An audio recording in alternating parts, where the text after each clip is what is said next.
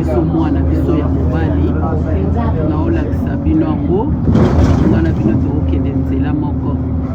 Hello guys, I'm just showing you where there's our boys belongings pass away. I'm on the road now. I'm just going to pass then you guys you can see where it is here. Tozokende atotelemi na arrêt nasi après arrêt oyo nde okomona esika bakundaki esika babomaki voilà esika babomaki mwana biso ya mobali naolakisa bino yango bino bolandaka video botala eza ba quelque part awa tozokende na bino eza quelque part awa eza quelque part awa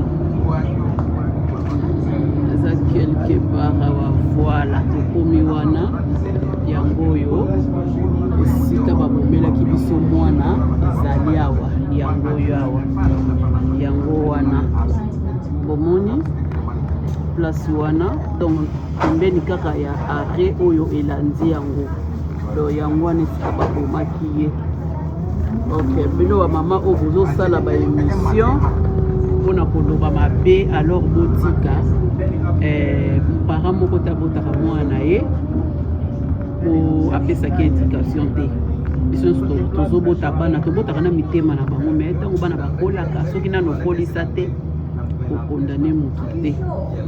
Donc biso toyebi mpasi ya kobota mpe mpasi ya kobokola alors botika kokondanaka baninga soki baninga baza na nini naza na kati ya bisi botika kokondanaka eza vraiment malamu te mpe dini te oyo baparent oyo boye na boye te tozobota bana tobotina mitema me bacomportement ya mwana na mwana eza ndenge na yango.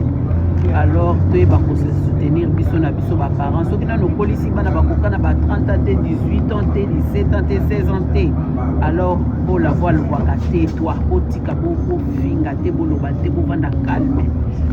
Alors tokonani na biso mbala nsima. Merci beaucoup, bye bye.